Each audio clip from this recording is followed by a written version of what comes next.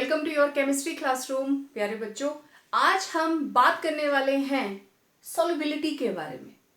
What is solubility? Yes, आप लोग जानते हो किसी भी सब्सटेंस की सॉल्वेंट के अंदर डिसॉल्व होने की टेंडेंसी। तो अगर हम सिंपल वर्ड्स में कहें तो solubility of a substance expresses the maximum amount. हम किसी भी सब्सटेंस का कितना मैक्सिमम अमाउंट डिसॉल्व कर सकते हैं, which can be dissolve in a specific amount of solvent, in a specific amount of solvent at a specific temperature. This is very important. Simply हम solubility को express करते हैं that the maximum amount of it which can be dissolved in a specific amount of solvent at a specific temperature. Temperature को specific हमने क्यों लिया है? क्योंकि solubility टेम्परेचर के ऊपर डिपेंड करती है। As solubility is temperature dependent. ये तो जनरल सी बात है, हम इसकी डेफिनेशन पे भी आएंगे। अब कुछ एक जनरल सी टर्म्स हैं जो हम बार बार चैप्टर के अंदर यूज करने वाले हैं, saturated, unsaturated, what is that, पहले उनको देख लेते हैं, फिर हम सॉल्युबिलिटी को आगे स्टडी करेंगे। What are saturated solution? Saturated, जिसके अंदर और कोई सब्सटेंस हम डिसॉल्व नहीं कर सकते। ठीक है, हम एक गिलास पानी के अंदर चीनी को घोल रहे हैं, एक चम्मच डाला वो घुल जाएगी, एक और चम्मच डाला वो भी घुल जाएगी, 3-4 चम्मच के बाद जब आप और चीनी उसके अंदर डालने की कोशिश करेंगे, it will not dissolve. Means अब वो सैचुरेटेड सॉल्यूशन हो गया, उसके अंदर और ज्यादा शुगर डिसॉल्व नहीं कर सकती। तो a solution in which no more solute can be dissolved in a given condition of temperature and pressure. ये बहुत इंपॉर्टेंट है, given condition of temperature and pressure. What happens? आपने सैचुरेटेड सॉल्यूशन बना लिया, लेकिन जैसे ही आप उसको हीट करेंगे, it will dissolve. टेम्परेचर बढ़ाने पर किसी भी सॉलिड की जो सॉल्युबिलिटी है, it increases. Okay. अब अनसैचुरेटेड सॉल्यूशंस क्या हुए? जिनके अंदर आप और सॉल्यूट डाल सकते हैं। जैसे मैंने पहले बोला, एक गिलास पानी के अंदर 1 चम्मच आपने शुगर डाल दी, तो अभी वो अनसैचुरेटेड है, उसके अंदर और शुगर डिसॉल्व हो सकती है। A solution in which more solute can be dissolve at the same temperature and pressure is called unsaturated solution. तो सुपर सैचुरेटेड सॉल्यूशन क्या हुआ? सुपर सैचुरेटेड मतलब सैचुरेटेड से भी ऊपर चला गया। ठीक है, a solution which contain excess of solute than required for the formation of saturated solution. कि मान लीजिए 4 स्पून ऑफ शुगर जब हम 1 ग्लास ऑफ वाटर के अंदर ऐड करते हैं, इट फॉर्म्स सैचुरेटेड सॉल्यूशन, लेकिन हमने 2 चम्मच और डाल दिए, तो वो जो एक्सेस सॉल्यूट डाला ना हमने, अब वो उसमें डिसॉल्व नहीं करेगा। ठीक है, added excess solute does not dissolve, लेकिन अब इस सैचुरेटेड सॉल्यूशन के अंदर जितना उसको सैचुरेटेड करने के लिए सॉल्यूट चाहिए था, उससे ज्यादा प्रेजेंट है। So such type of solutions are known as super saturated solutions. अब हम देखते हैं सॉल्युबिलिटी के डिफरेंट फेजेस क्या हैं। अब हम बात करेंगे solubility of solids in liquids.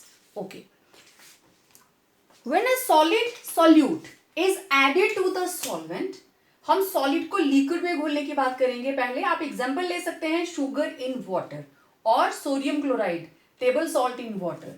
तो solid solute is added to the solvent, तो सॉल्यूट जो है वो डिसॉल्व कर जाता है। क्यों? Because its particles go into the liquid and its concentration in the solution increases, और इस प्रोसेस को बोलते हैं डिसोल्यूशन। जब कोई सॉलिड सब्सटेंस लिक्विड के अंदर डिसॉल्व करता है, मींस उसके पार्टिकल पूरे पानी के अंदर फैल जाते हैं, तो this is called dissolution. Okay, अब जब डिसॉल्व हो गया तो कुछ solute particles, some solute particles in the solution, जो हमने सॉलिड सोल्यूट डाला उसके साथ टकराते हैं एंड गेट प्रेसिपिटेट आउट, और वो प्रेसिपिटेट बन के सेटल हो जाते हैं। तो इस प्रोसेस को बोलते हैं क्रिस्टलाइजेशन। डिसोल्यूशन का बिल्कुल उल्टा, they get precipitate out, right? Okay, अब ये जो प्रोसेस है डिसोल्यूशन का, ये तब तक चलता रहता है जब तक the solution attains a maximum concentration, means वो सेचुरेटेड नहीं हो जाता। डिसोल्यूशन चलती रहेगी, सोल्यूट लिक्विड के अंदर, सॉल्वेंट के अंदर घुलता रहेगा, उसके पार्टिकल्स उसमें पूरे के अंदर फैलते जाएंगे जब तक सेचुरेटेड सॉल्यूशन नहीं बन जाता। जैसे ही सैचुरेटेड सॉल्यूशन बना, मैंने आपको क्या बताया था, कैसे पता चलता है now it is saturated solution? क्योंकि जब आप और सॉल्यूट डालोगे, पानी में और चीनी डालोगे, आपने नींबू पानी बनाया होगा तो देखना नीचे चीनी रह ही जाती है, क्योंकि हम लोग एक्सेस में डालते हैं, ठीक है? तो वो नीचे सेटल्ड दिखाई देता है, मीन्स अब ये सैचुरेटेड है, इससे ज्यादा चीनी नहीं घुलेगी, आप जितना चाहे उसको स्टिरिंग करते रहो। तो उस स्टेज के ऊपर जब अब सैचुरेटेड सॉल्यूशन बन गया, an equilibrium gets established, equilibrium setup हो गया वहां पे। और ये इक्विलिब्रियम किस किस के बीच में हुआ है? दो प्रोसेसेस हैं, डिसोल्यूशन एंड क्रिस्टलाइजेशन। डिसोल्यूशन कब होता है? जब सोल्यूट पार्टिकल सॉल्वेंट के अंदर डिसॉल्व करके सॉल्यूशन बनाते हैं। मतलब फॉरवर्ड वाली रिएक्शन जो है, दिस मेंट फॉर डिसोल्यूशन, ये हो रही है डिसोल्यूशन और बन गया सॉल्यूशन। लेकिन सैचुरेटेड सॉल्यूशन है ना, तो इसमें एक्सेस सॉल्यूट होता है, तो ये क्या करेगा? वापस क्रिस्टलाइजेशन होकर वापस बना देता है सॉल्यूट एंड सॉल्वेंट को अलग अलग। मतलब डिसोल्यूशन एंड क्रिस्टलाइजेशन ये दो ऑपोजिट प्रोसेसेस हैं। फॉरवर्ड जाते हुए सॉल्यूट घुल रहा है, वापस आते हुए सॉल्यूट वापस सॉलिड फॉर्म में आता जा रहा है। Now this solute is solid, solvent is liquid, ठीक है? तो ये हमारे पास बन गया सॉल्यूशन। इसका मतलब ये हुआ कि इस सैचुरेटेड सॉल्यूशन के अंदर जो सॉल्यूट की कंसेंट्रेशन है, इट विल रिमेन कांस्टेंट, वो चेंज नहीं होगी। कब? अगर टेम्परेचर और प्रेशर की कंडीशंस हम सेम रखते हैं, जब तक सैचुरेटेड सॉल्यूशन बन रहा है। अब इस सिचुएशन के अंदर जितना सॉल्यूट हम घोल सकते थे, that maximum value, that is called solubility. और उसको आप स्टैंडर्डाइज कर सकते हो जब आप सॉल्वेंट की क्वांटिटी एक फिक्स्ड अमाउंट में लेते हो, क्योंकि शुरू में ही आपने पढ़ा था कि एक गिवन अमाउंट ऑफ सॉल्वेंट, ऐसे नहीं है एक चम्मच आपने चीनी का लिया और एक ड्रम भर के पानी ले लिया कि हम सोल्यूशन बना रहे हैं, बहुत कम कंसेंट्रेशन रहेगी। तो सॉल्युबिलिटी को चेक करने के लिए आपको कुछ ना कुछ मापदंड रखना पड़ता है। तो इस तरीके से डिसोल्यूशन एंड क्रिस्टलाइजेशन, दो opposing forces, they play during the formation of solution. कब? जब सैचुरेटेड सॉल्यूशन बन गया तो ये इक्विलिब्रियम अटेन होता है, और इस स्टेज के ऊपर कितना सॉल्यूट डिसॉल्व है, दैट इज सॉल्युबिलिटी। तो स्टैंडर्डाइज्ड वर्डिंग के अंदर हम सॉल्युबिलिटी को किस तरीके से डिफाइन करेंगे? In case of solubility of solids in liquids, it may be defined as it is the amount of solid that dissolves in, standardise हो गया, 100 gram of solvent at a given temperature to form a saturated solution. तो solubility of a substance, it is defined as it is the amount of solid that dissolve in 100 gram of the solvent at a given temperature to form a saturated solution, means वो solution जिसके अंदर अब और ज्यादा solute dissolve नहीं कर पाएगा। इसका मतलब ये हुआ कि जिस वक्त solution होता है saturated, तो उसमें concentration of solute is maximum. The concentration of solute has the highest value in a saturated solution, क्योंकि उससे ज्यादा solute उसके अंदर dissolve नहीं हो सकता। अब देखते हैं कौन कौन से factors हैं जो solubility of solids in liquids को affect करते हैं। Factors affecting solubility of solids in liquids. There are three major factors, and that is nature of solute and solvent, effect of temperature and effect of pressure. ये तीनों आपने note कर लेने हैं, उसके बाद वन बाय वन हम इनको स्टडी करेंगे। तो सबसे पहला factor, nature of solute and solvent. देखो solubility it follows the basic rule like dissolve like, जो जैसा है वो वैसे में ही घुलेगा, ठीक है। जैसे शरारती बच्चों की कंपनी ढूंढ लेते हैं, राइट, उसी तरीके से जो जैसा है वो वैसी ही कंपनी में एडजस्ट होगा। तो जनरली जो सॉलिड है they dissolve in a liquid if the intermolecular interactions are similar. एक जैसी इंटरमॉलिक्यूलर इंटरेक्शंस होंगी तो वो आसानी से एक दूसरे में घुल मिल जाएंगे। सॉल्यूट एंड सॉल्वेंट दोनों की इंटरमॉलिक्यूलर इंटरेक्शंस। तो basic rule like dissolve like, इसका क्या मतलब हुआ, मींस जो पोलर सॉल्यूट्स हैं they will dissolve in polar solvent like water, ठीक है। और जो नॉन पोलर सॉल्यूट्स हैं they dissolve in non polar solvents, और नॉन पोलर सॉल्वेंट्स कौन से होते हैं, organic solvents like benzene, ether, carbon tetrachloride और भी बहुत सारे। अब एग्जांपल देखो, sodium chloride ionic compound, sugar it's a covalent compound, लेकिन आपको पता है चीनी पानी में आराम से घुल जाती है। Sodium chloride and sugar dissolve readily in water and solubility of sodium chloride in water is much more than sugar। Question 1 number का कि सोडियम क्लोराइड पानी के अंदर शुगर से ज्यादा सॉल्युबल क्यों है, रीजन बहुत सिंपल सा है, क्योंकि सोडियम क्लोराइड है आयनिक कंपाउंड और वाटर क्या है, polar, and sugar it is non polar and covalent compound, ठीक है, कोवेलेंट कंपाउंड है but it is soluble in water. तो solubility of sodium chloride in water आप देख लीजिए, वैल्यू 5.3 मोल पर लीटर और शुगर की रहती है 3.8 मोल पर लीटर। तो शुगर की सॉल्युबिलिटी सोडियम क्लोराइड से कम किस वजह से, क्योंकि शुगर कोवेलेंट है और सोडियम क्लोराइड इज आयोनिक।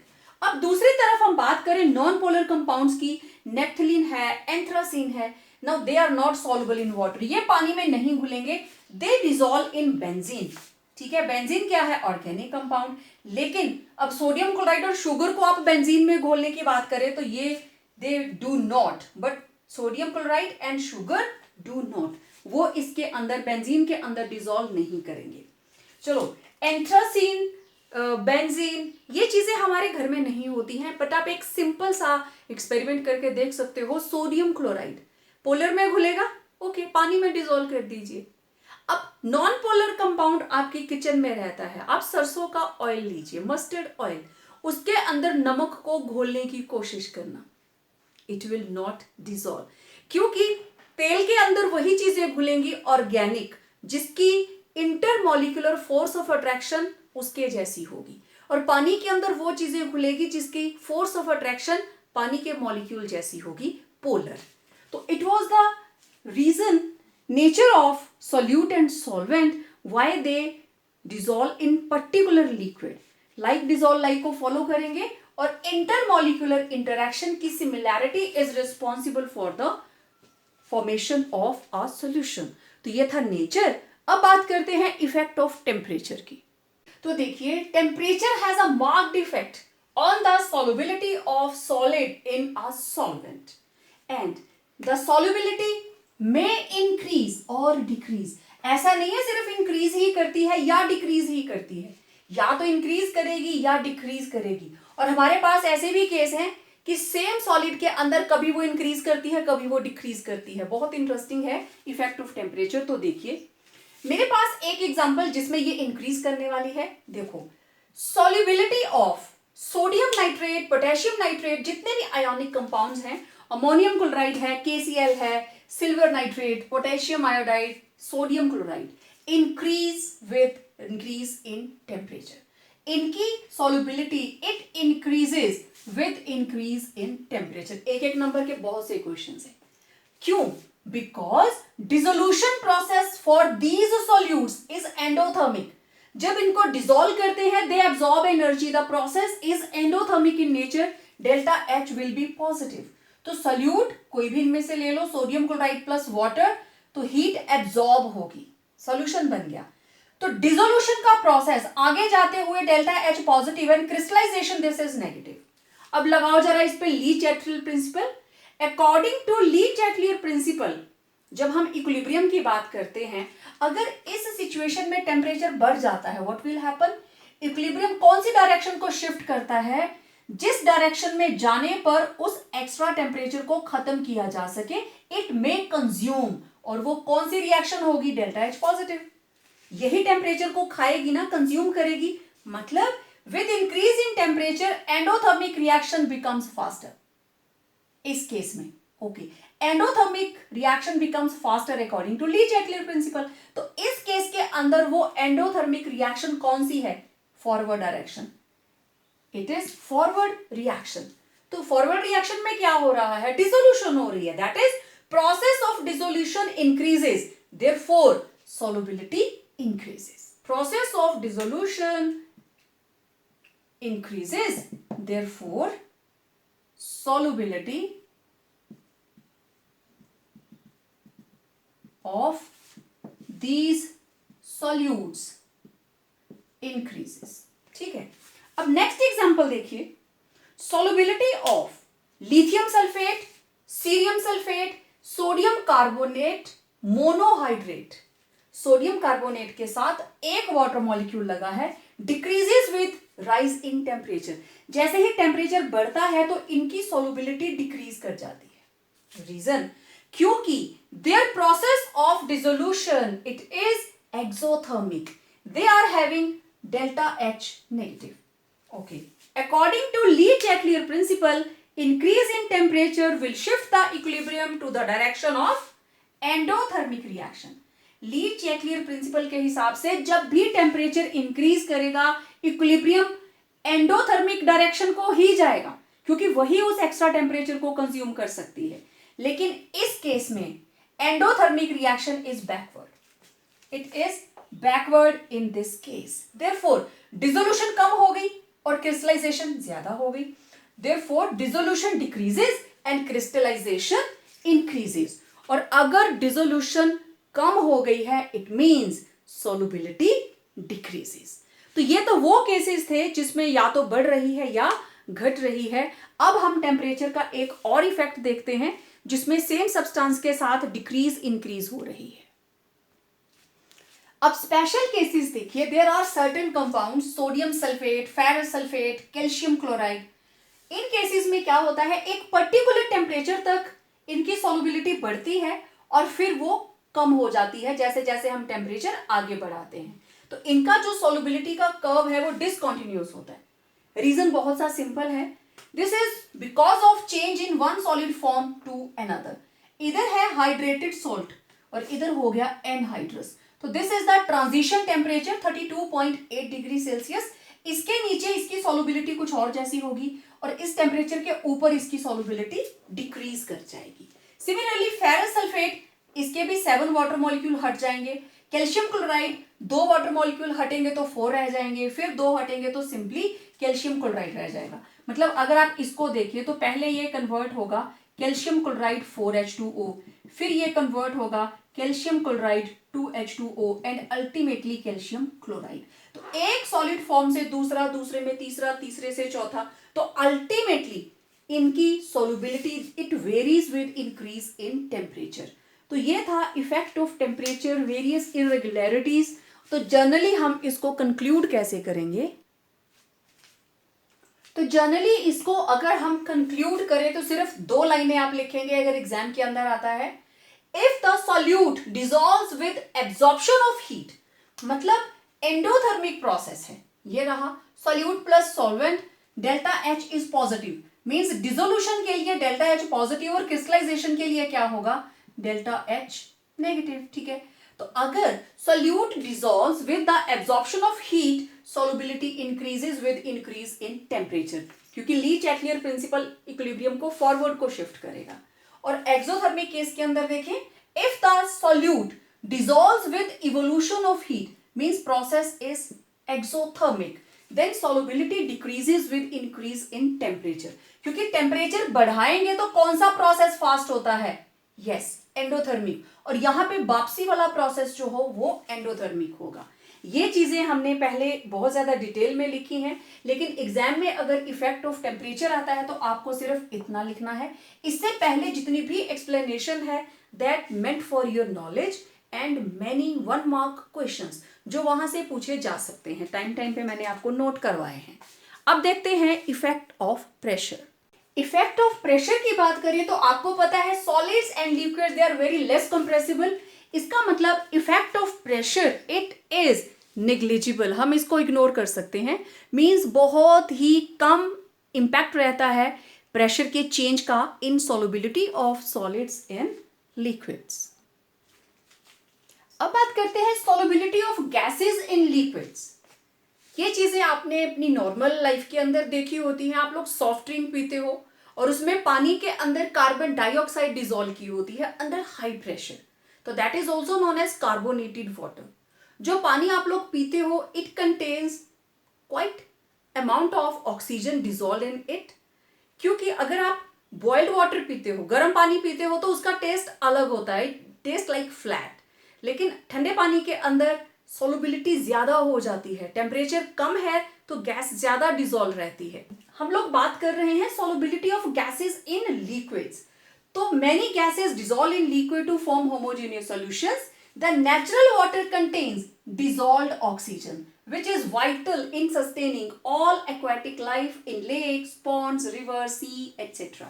तो एक्वेटिक लाइफ को सस्टेन करने के लिए dissolve oxygen is very very important, क्योंकि जितनी भी एक्वेटिक एनिमल्स हैं वो उसी डिसॉल्व ऑक्सीजन के अंदर रेस्पिरेशन करते हैं, वहीं से ऑक्सीजन को लेते हैं। अब देखो अलग अलग gases, different gases are soluble in water to different extent. ठीक है, कुछ गैसेस ऐसी भी हैं which are soluble in solvents, organic solvents के अंदर, like ethyl alcohol, ether, benzene, etc. पानी के अंदर तो मैक्सिमम गैसेस की solubility हम देखते ही हैं, कुछ एक ऑर्गेनिक कंपाउंड्स के अंदर भी डिसॉल्व हो जाती हैं। तो अब डेफिनेशन देखो, solubility of a gas in liquid may be defined as it is the volume of a gas that can dissolve in a fixed volume of liquid. Fixed volume of liquid to form the saturated solution at a given temperature.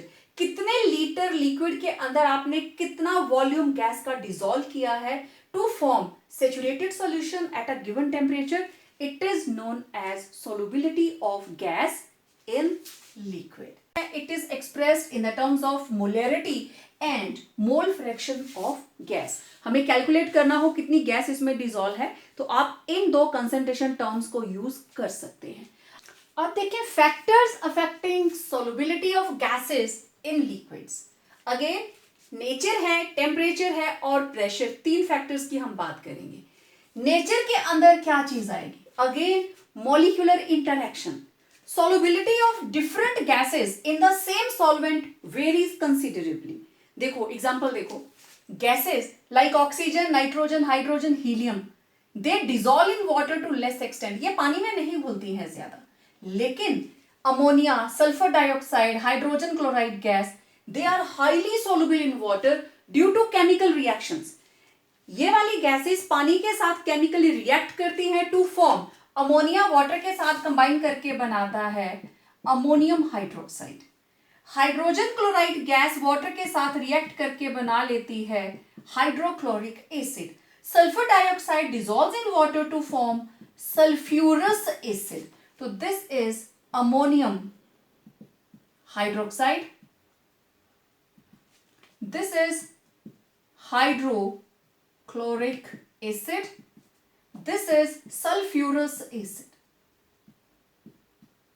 Right, अब देखो ये जो gases हैं, oxygen है, nitrogen है, then carbon dioxide है, they are much more soluble in ethanol, ठीक है, ethyl alcohol than water. Temperature और प्रेशर की कंडीशन सेम।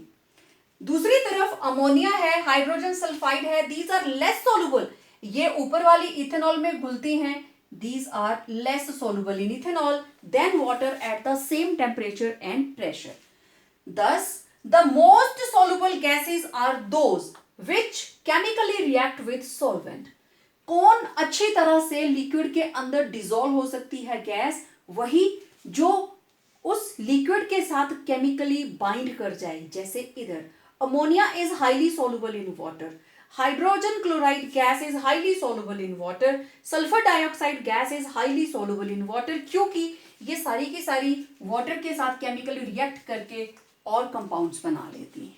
ठीक है, सो ये थे nature of gases in order to express solubility of gases in liquids. अब देखिए इफेक्ट ऑफ टेम्परेचर. जैसे ही टेम्परेचर बढ़ेगा गैसेस की डिसोल्यूशन कम हो जाती है, क्योंकि dissolution of gas is an exothermic process. तो आगे जाते हुए देयर इज डिसोल्यूशन, ठीक है, और वापस आते हुए गैस और लिक्विड दोनों अलग अलग हो जाते हैं. ठीक है. अब अगर यहां पे हम ली चैटलियर्स प्रिंसिपल लगाएं तो वो क्या कहता है, increase in temperature equilibrium shifts to endothermic reaction. Endothermic यहां पे कौन सी है, बैकवर्ड, मींस सॉल्यूशन से गैस और लिक्विड दोनों अलग हो जाएंगे, गैस एस्केप कर जाएगी. तो जैसे जैसे टेम्परेचर बढ़ता है गैस की सॉल्युबिलिटी इन लिक्विड घटती है. ठीक है. ओके. तो जनरली क्या हो गया, dissolution decreases with rise in temperature. अब इसके आप कॉन्सिक्वेंसेस समझिए, either you take it as consequences और इसका impact. Effect of temperature on solubility of gases in liquids. देखो जितनी भी एक्वाटिक स्पीशीज हैं, फिश हैं, फ्रॉग हैं और कितने सारे एक्वाटिक एनिमल्स रहते हैं पानी के अंदर, they feel more comfortable during winter rather than summer. Summers के अंदर उनको प्रॉब्लम रहती है, लेक हो गए, पॉन्ड्स हो गए, रिवर्स हो गई, they are more comfortable in winter. Reason? Winter में टेम्परेचर लो है तो पानी के अंदर डिजोल्व ऑक्सीजन ज्यादा होगी. पानी के अंदर डिजोल्व ऑक्सीजन अगर ज्यादा है तो उनको ब्रीदिंग में कोई प्रॉब्लम नहीं आएगी. इसका ऑपोजिट अगर हम लें, जब टेम्परेचर हाई है ड्यूरिंग समर तो solubility of oxygen will be less होगी तो उनको ब्रीदिंग में प्रॉब्लम आएगी. तो ये तो सिर्फ समर और विंटर के टेम्परेचर की बात है. आपको पता है सी के अंदर मैक्सिमम एक्वाटिक लाइफ, जितने भी उसमें अलग अलग तरह की फिश रहती हैं, अदर एक्वाटिक एनिमल्स होते हैं, they try to stay with surface. वो सरफेस के साथ रहना पसंद करते हैं, सरफेस के साथ मूव करते हैं. आपको पानी के ऊपर पानी के ऊपरी लेवल के ऊपर आपको एक्वाटिक लाइफ बहुत कम दिखाई देगी. जितना भी हमारे सी का नीचे लेवल है, उसका जो तल है, वो उसके साथ रहना शुरू कर देते हैं. रीजन, जितना हम ऊपर जाएंगे, पानी के ऊपर जाएंगे तो टेम्परेचर हाई होगा, जितना उसके डीप जाएंगे टेम्परेचर लो होगा, और लो टेम्परेचर की वजह से solubility of oxygen will be more in the low level of sea water rather than upper level of sea water. तो aquatic animals in sea they prefer to stay with low level. Okay, इसको भी मैं note कर देती हूं. अब कुछ और कॉन्सिक्वेंसेस देखिए. मैंने आपको अभी बताया that marine life like fish prefers to stay at lower level and stay away from the upper layer of water because in summer temperature of upper surface of water is high, that is solubility of oxygen in upper layer is less as compared.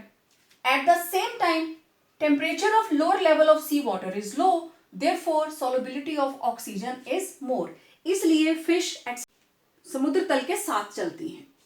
इसके अलावा hot and boiled water taste flat as compare to cold water, क्योंकि solubility of oxygen is more in cold water. आप पानी को boil करते हो तो oxygen निकल जाती है, गर्म पानी पीते हो तब भी उसमें ऑक्सीजन की क्वांटिटी कम रह जाती है, सॉल्युबिलिटी कम हो जाती है. इसलिए गर्म पानी का टेस्ट कुछ और होता है और ठंडे पानी का टेस्ट कुछ और होता है. इसी तरीके से कोल्ड ड्रिंक्स दे टेस्ट प्रॉपर. कोल्ड ड्रिंक का टेस्ट प्रॉपर बर्निंग तभी आता है जब वो कोल्ड ड्रिंक है, जब वो चिल्ड है, ठीक है, लो टेम्परेचर पे है. क्योंकि टेम्परेचर लो है, that is high solubility of carbon dioxide.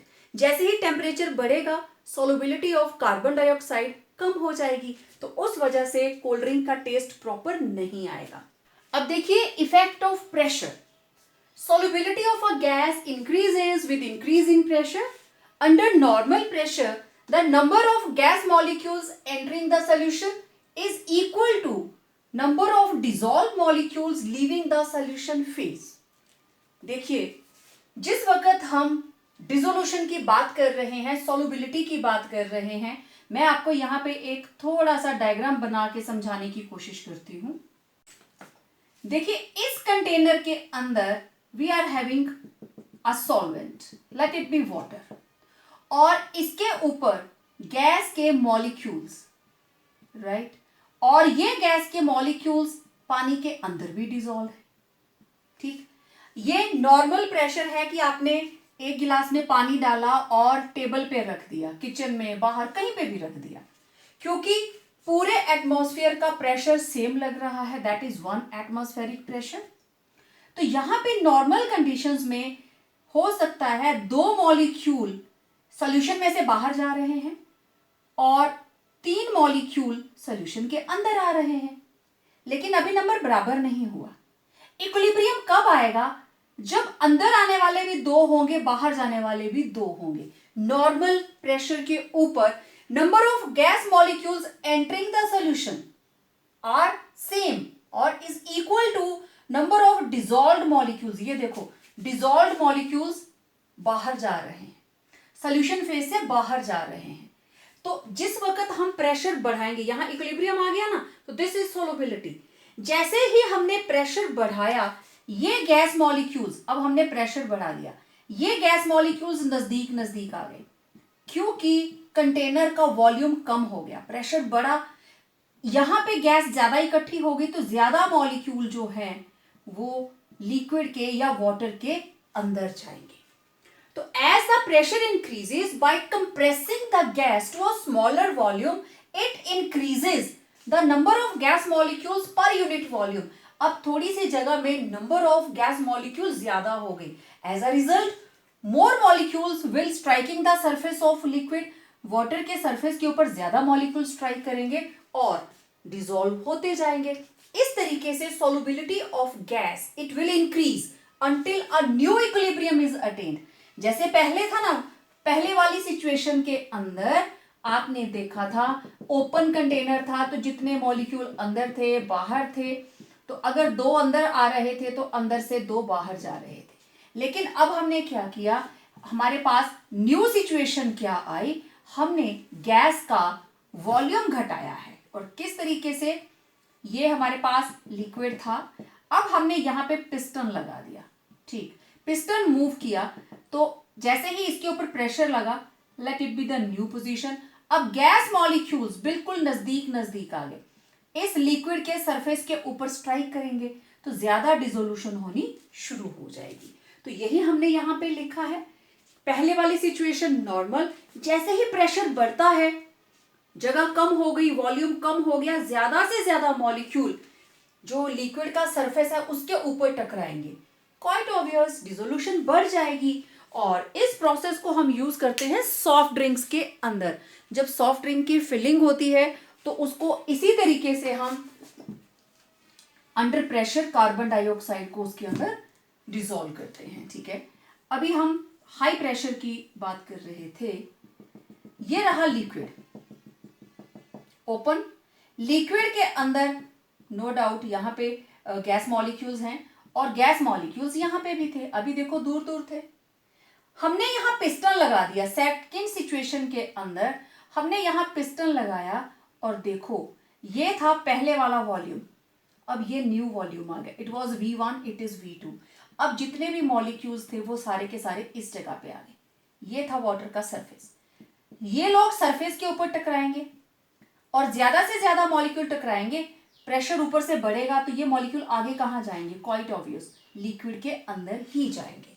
तो इस तरीके से effect of pressure, solubility of gas increases with increase in pressure। और इसको हम और भी अच्छे से अंडरस्टैंड करेंगे with Henry's law। Now this is very very important, Henry's law। सबसे पहले इसकी स्टेटमेंट देखते हैं। The mass of a gas dissolved per unit volume of the solvent at a constant temperature is directly proportional to pressure of the gas in equilibrium with solution। Means एक container के अंदर we are having a solution. Solution का मतलब हमारे पास liquid है और liquid के अंदर गैस के मॉलिक्यूल्स डिसॉल्व हैं, और उसी कंटेनर के ऊपर क्योंकि यहां पे गैस मॉलिक्यूल्स हैं, तो देखो वो कहता है कितनी गैस इसमें डिसॉल्व कर रही है। मास ऑफ गैस, कितना मास है इसके अंदर पर यूनिट वॉल्यूम एक यूनिट वॉल्यूम के अंदर कितना मास आ रहा है एट कांस्टेंट टेम्परेचर, वो डायरेक्टली प्रोपोर्शनल है कितना प्रेशर है इसके ऊपर गैस का। तो दिखती सी बात है, जितना प्रेशर ज्यादा होगा उतनी डिसोल्यूशन ज्यादा होगी। ठीक है, अब इस ओपन कंटेनर को हमने क्लोज कर दिया। ठीक, तो लेट मी हैव, हम यहां काउंट कर लेते हैं 1 2 3 4 5 6 7 8 9 10 11 12 13। There are 13 molecules and this is boundary of solvent. ठीक है, अब इसको हमने फिट कर दिया एक पिस्टन के साथ, तो ये रहा V1 वॉल्यूम इनिशियली। ओके, फिर हमने प्रेशर बढ़ाया। प्रेशर बढ़ाने का मतलब अभी ये वॉल्यूम कितने, ये मॉलिक्यूल्स दूर दूर है, वॉल्यूम ज्यादा है, हमने कितने काउंट किए हैं 13। ओके, अब देखना पिस्टन की पोजीशन यहां पहुंच गई, तो अब ये वाला वॉल्यूम क्या हो गया V2, where V2 is smaller than V1, V1 बड़ा है। अब ये है पिस्टन की नई पोजीशन, तो यहां कितने मॉलिक्यूल देख रहे हो आप 1 2 3 4 5 6 7 8 9 10 11 12 13। तो कितने सारे मॉलिक्यूल्स छोटे से वॉल्यूम में आ गए, सरफेस के नजदीक पहुंच गए, ये सरफेस के साथ टकरे मारेंगे, स्ट्राइक करेंगे, और अल्टीमेटली ये मॉलिक्यूल्स गैस के अंदर जाना, ये जो गैस के मॉलिक्यूल्स हैं सॉल्वेंट के अंदर जाना शुरू कर देंगे। आप प्रेशर और बढ़ाओगे, उनको कहीं और जाने की जगह तो है ही नहीं। गैसेस आर हाईली कंप्रेसिबल, यहां से यहां पहुंचाया और प्रेशर लगाएंगे, जो मॉलिक्यूल्स हैं वो सॉल्वेंट के अंदर घुलते जाएंगे। तो यही कहता है हेनरीज लॉ कि mass of gas dissolve per unit volume of the solvent at a constant temperature, temperature is very important, directly proportional to pressure of gas in equilibrium with the solution. तो अगर m is equal to mass of gas and small p is pressure of gas, then according to Henry's law m is directly proportional to p. Simple. Removing the sign of proportionality, it is m is equal to k p. Simple. यहां पे k क्या है? k is known as constant of proportionality. This is constant of proportionality and magnitude of k depends upon, किन किन चीजों के ऊपर k का मैग्नीट्यूड डिपेंड करता है। Number 1, nature of gas, it depends upon nature of gas. Then दूसरा रहेगा nature of solvent. Third factor will be temperature, temperature पे भी डिपेंड करेगा। और फोर्थ किस पे डिपेंड करेगा, यूनिट्स ऑफ प्रेशर, हमने इस प्रेशर को किन यूनिट्स में लिया, बार में लिया, एटमॉस्फेयर्स में लिया, उसके ऊपर डिपेंड करेगा। देन यूनिट्स ऑफ प्रेशर, इन चार चीजों से आप k का मैग्नीट्यूड निकाल सकते हैं। It can be calculated. कई बार एक नंबर का क्वेश्चन ही यहीं से आ जाता है। तो ये तो simple what is Henrys law. अब हम इसको थोड़ा सा आगे एक्सटेंड करने वाले हैं। देखिए, अब देखो हेनरीज लॉ को हम आगे एक्सटेंड कर रहे हैं। पिछली वाली स्लाइड में आपने देखा that m is directly proportional to p and m was equal to kp, that was purely Henry's law. अब उसकी एक्सटेंशन देखिए। इन द सेम टाइम जिस वक्त हेनरी ने solubility of gas in liquid के बारे में अपना लॉ फ्रेज किया, डाल्टन भी इसी के ऊपर काम कर रहा था, सॉल्युबिलिटी ऑफ गैस। और आप जानते हो it deals with partial pressures. तो उसने जो statement the independently, it was solubility of a gas in a liquid depends upon partial pressure of the gas, right? solubility, देखो mass of gas का मतलब ही तो solubility ही है ना। तो अब अगर हम वहां पे mass की जगह पे mole fraction यूज करें as a measure of solubility, then हम कैसे स्टेटमेंट देंगे that mole fraction of the gas in the solution is proportional to partial pressure of the gas. That is mathematically हम कैसे लिखेंगे, mole fraction is proportional to partial pressure of the gas। मतलब ये रहा mole fraction, it is directly proportional to partial pressure, where P it is partial pressure of gas, right?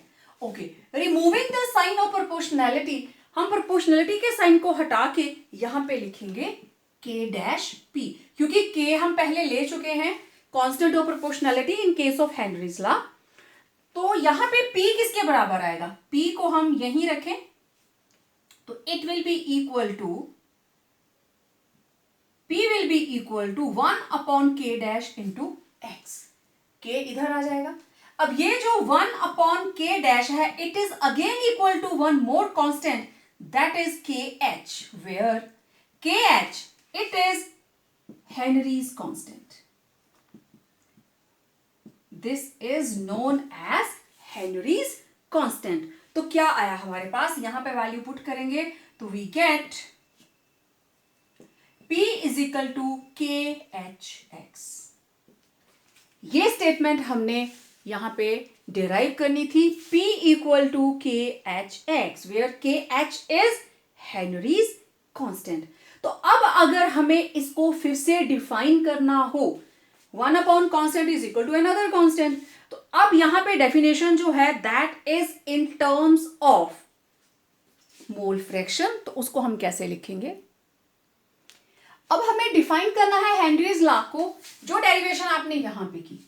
तो देखो आप यहां से क्या डिराइव करते हो? पार्शियल प्रेशर, P क्या है? Partial pressure. Partial pressure of a gas in vapour phase. Partial pressure तो गैस का ही होगा। It is directly proportional to mole fraction. This is mole fraction of gas in solution. ठीक है, तो ये हमारे पास आ गया इसकी statement, where that is P is equal to KHX। ठीक है, यहां से डेराइव करके हमने डेफिनेशन वहां पे बनाई है। तो अब जो डेफिनेशन आपने लिखी है that is P is equal to KHX where P is partial pressure of gas in vapor phase and X is mole friction of gas in solution। और KH तो आप जानते हो, दिस इज हेनरीज कांस्टेंट। तो it was all about Henrys constant and Henry's law. आप चाहे ये definition लिखें, आप चाहे जो मैंने बिगनिंग में डेफिनेशन बताई उसको लिखें, one and the same thing. अब देखते हैं हेनरीज लॉ की यूटिलिटीज क्या है और इसकी लिमिटेशंस क्या है। Talking about limitations of Henry's law, कौन कौन सी सिचुएशंस हैं जब हेनरीज लॉ वैलिड होता है? देखिए, it is valid at low pressure. ये लो प्रेशर के ऊपर वैलिड है। अगर प्रेशर बहुत ज्यादा हो जाता है तो जो प्रोपोर्शनैलिटी कांस्टेंट है दैट शोज कंसीडरेबल डेविएशन। आपको मैंने बताया था कि वो प्रेशर पे भी डिपेंड करता है। This law is valid when the temperature is not too low। Temperature कम होना चाहिए लेकिन बहुत कम भी नहीं होना चाहिए। Now it is valid if the gas is not highly soluble। Gas इतनी ज्यादा soluble भी नहीं होनी चाहिए कि इक्विलिब्रियम ही ना मेंटेन कर पाए, कि सॉल्यूशन को छोड़कर वेपर फेज में ना जा पाए। Then it is valid if gas neither reacts chemically with the solvent nor dissociate or associates in the solvent। देखो, हेनरीज लॉ सिर्फ solubility की बात करता है। अगर कोई gas like sulphur dioxide solvent के अंदर जाते ही बना लेती है सल्फ्यूरस एसिड, राइट, तो गैस की तो बात ही खत्म हो गई। अब ये बाहर SO2 की फॉर्म में तो जा नहीं सकती, आई जरूर थी, तो केमिकली रिएक्ट नहीं करना चाहिए। ऐसा भी नहीं होना चाहिए कि कोई गैस हमने ली और वो अंदर जाते ही डिसोसिएट कर गई, या हमने कोई गैस ली वो अंदर जाते ही एसोसिएट कर गई। तो गैस ऐसी होनी चाहिए जो केमिकली सॉल्वेंट के साथ रिएक्ट ना करे, डिसोसिएट ना करे और एसोसिएट ना करे। जैसे वो मॉलिक्यूल सॉल्वेंट के अंदर जा रहा है वैसे ही वो बाहर आ जाना चाहिए, ठीक है। लाइक ऑक्सीजन वाटर के अंदर डिसॉल्व रहती है, आसानी से जाती है, आसानी से आती है। तो ये थी कुछ लिमिटेशंस। अब हम हेनरीज लॉ की एप्लीकेशंस की बात करेंगे। Talking about applications of Henry's law, देखिए सबसे पहली एप्लीकेशन है in the production of carbonated beverages.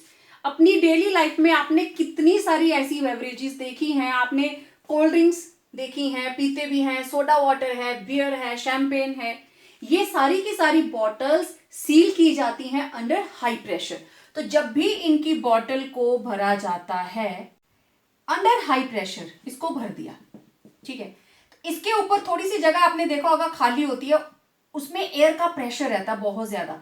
तो जैसे ही नॉर्मल एटमॉस्फेरिक कंडीशंस के अंदर इस ढक्कन को खोला जाता है, ढक्कन हटा दिया, तो अंदर से आपको पता है गैस फिज की साउंड करते हुए बाहर आना शुरू कर देती है। Now this is due to Henry's law कि गैस की डिसोल्यूशन डिपेंड कर रही थी उसके ऊपर प्रेशर की वजह से, तो काफी सारी डिसॉल्व थी। जैसे ढक्कन हटाया प्रेशर रिलीज हुआ क्योंकि ऊपर का प्रेशर चेंज हो गया। अब बॉटल का ढक्कन खुला रहने दीजिए, देखना क्या होगा। धीरे धीरे गैस सारी की सारी निकलती जाएगी और उसका टेस्ट बिल्कुल जब फ्रेश बॉटल खोलते हैं उसके जैसा नहीं रहता। Next is at high altitudes. आपने देखा होगा माउंटेनियर्स हाई आल्टीट्यूड्स के ऊपर जाते हैं, तो जैसे जैसे हाई आल्टीट्यूड्स पे जाते हैं पार्शियल प्रेशर ऑफ ऑक्सीजन वहां पे ग्राउंड लेवल से कम होता है। तो उस वजह से क्या होता है, उनके ब्लड में ऑक्सीजन की क्वांटिटी कम हो जाती है। अब ऑक्सीजन की क्वांटिटी कम हुई तो जो क्लाइंबर्स हैं वो कमजोर हो जाते हैं, वीक हो जाते हैं, and they are unable to think clearly, क्योंकि ब्रेन का फ्यूल क्या है, ऑक्सीजन। तो जब ऑक्सीजन ही नहीं जा रही है तो they can not think clearly, और इस सिचुएशन को बोलते हैं anoxia. Deficiency of oxygen is known as anoxia. तभी जो माउंटेनियर्स हैं वो अपने साथ क्या लेके जाते हैं, yes, oxygen cylinders. Next application of Henry's law is in deep sea diving, और आप जानते हैं इसको बोलते हैं स्कूबा डाइविंग। तो पहले हम स्कूबा डाइविंग के बारे में थोड़ा सा बात करेंगे कि वहां हेनरीज लॉ कैसे अप्लाई हो रहा है। उसके बाद I will read out each and every line for you people, इसको फोकस करके। तो देखिए, डीप सी डाइवर्स आपको पता है अपने साथ कंप्रेस्ड एयर का सिलेंडर लेके डाइव करते हैं।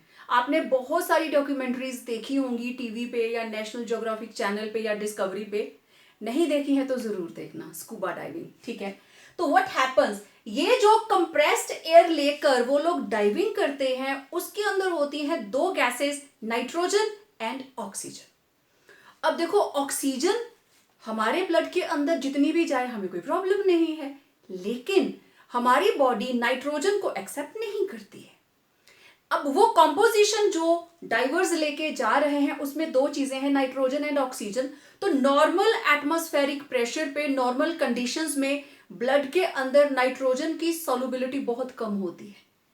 Nitrogen does not dissolve in blood, लेकिन जब कंप्रेस्ड एयर है और पानी के नीचे जा रहे हैं वहां पे तो बहुत ज्यादा प्रेशर है, तो क्या होगा, ड्यू टू हाई प्रेशर, लगा ना हेनरीज लॉ, वो नाइट्रोजन ब्लड के अंदर चली गई, ठीक है, ओके, नो प्रॉब्लम, प्रेशर ज्यादा था तो नाइट्रोजन चली गई, लेकिन डाइवर्स हमेशा के लिए वहीं थोड़ी ना रहने वाले हैं।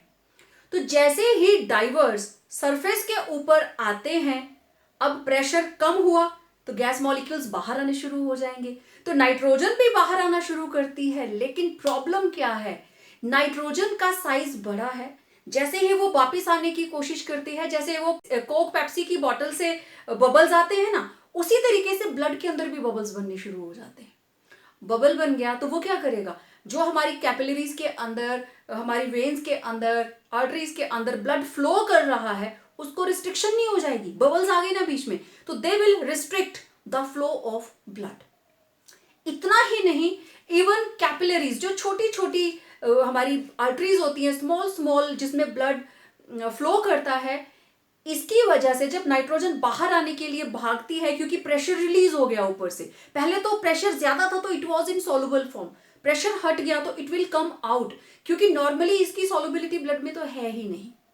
एक तो रास्ता रोका, रिस्ट्रिक्शन लग गई, बबल्स बन गए, इवन कैपिलरीज बर्स्ट कर जाती हैं, and this situation it is very very painful and dangerous, और इसको बोलते हैं bends, right. Sometimes it may lead to death, अगर वो बबल्स आपके ब्रेन में चले जाते हैं, हार्ट के बाल के अंदर चले जाते हैं, तो इट इज डेंजरस। तो ये सिचुएशन ना हो, स्कूबा डाइविंग आसान हो जाए, तो आजकल अब क्या यूज किया जाता है, nowadays diverse they use air diluted with helium 11.7%, nitrogen 56.2% and oxygen 32.1%। अब ऐसा क्यों करते हैं, हीलियम का साइज नाइट्रोजन के कंपैरेटिव बहुत छोटा, तो सोलबिलिटी बहुत कम, नाइट्रोजन और ऑक्सीजन की कंपैरिजन में helium it's a noble gas, इसकी सॉल्युबिलिटी ब्लड के अंदर बहुत कम है। तो इन केस इसको सॉल्युबल हो भी जाता है तो जैसे ही ये बबल आउट करके बाहर आएगी, due to very smaller size ये वॉल्स में से इधर उधर आसानी से हो जाएगी। तो ना तो बबल्स बनेंगे, ना रास्ता ब्लॉक होगा, और जो डाइविंग है that will become a fun. ठीक है, अब मैं ये सारा आप लोगों के लिए रीड कर देती हूँ एक बार। क्योंकि आपको कॉपी में नोट करना है तो आप देख लीजिए ध्यान से। इन deep sea diving, deep sea divers use compressed air for breathing at high pressure underwater. The compressed air contains nitrogen and oxygen, and nitrogen is not very soluble in blood at normal pressure but becomes soluble under high pressure underwater. Thus, more nitrogen enters the bloodstream due to high pressure. अब क्या होता है? When divers come to the surface, the pressure decreases. ठीक है, pressure decrease हुआ and nitrogen comes out of the body forming bubbles in blood stream. These bubbles restrict blood flow and affect the transmission of nerve impulses. Now these bubbles can even burst the blood capillaries or block them and make the tissue deficient of oxygen. Now this condition is very painful and dangerous, known as the bends. To avoid this situation, nowadays divers use air diluted with helium 11.7%, nitrogen 56.2% and oxygen 32.1%. Next question, why they are using air diluted with helium? अब देखो, हमने helium के साथ compressed air को dilute क्यों किया, या why helium is mixed? तो उसका आंसर कई बार अलग क्वेश्चन में पूछ लेते हैं, तो आपको क्या लिखना है? Because of lower solubility of helium in blood as compare to nitrogen and oxygen, and also due to small size of the helium atom, then nitrogen and oxygen they can pass through cell walls without any damages, right? और क्योंकि helium कोई damage नहीं कर रहा है, लेकिन जो excess of oxygen है it will be used in metabolism and does not cause condition of bends. इससे बेंड्स नहीं आते. Fourth application is in the function of lungs. देखो, लंग्स ने फंक्शन किस तरीके से किया, बहुत इंपॉर्टेंट रोल प्ले करते हैं. अब हेनरी लॉ को फॉलो करते हुए अगर हमें बेंड्स का इफेक्ट, पेनफुल इफेक्ट कम करना है तो what we did during decompression, जिस वक्त वो सरफेस के ऊपर आते हैं, to minimise the painful effects of deep sea divers during decompression, जब वो बाहर आते हैं, oxygen diluted with less soluble helium gas is used as breathing gas. क्योंकि हीलियम की solubility बहुत कम है, प्रेशर हम बढ़ा रहे हैं, solubility कम है उसकी, जैसे प्रेशर हटेगा ब्लड स्ट्रीम के अंदर किसी भी तरह की कोई प्रॉब्लम नहीं आएगी. इस तरीके से लंग्स के ऊपर किसी भी तरह का लोड नहीं पड़ता और डाइविंग जो है वो आसान हो जाती है. It was all about solubility of solid in liquids and solubility of gas in liquids, along with Henry's law, its limitations and its important applications. So stay tuned for upcoming videos. बात करेंगे vapour pressure के बारे में और कुछ और properties of solutions. Till then, complete your notes.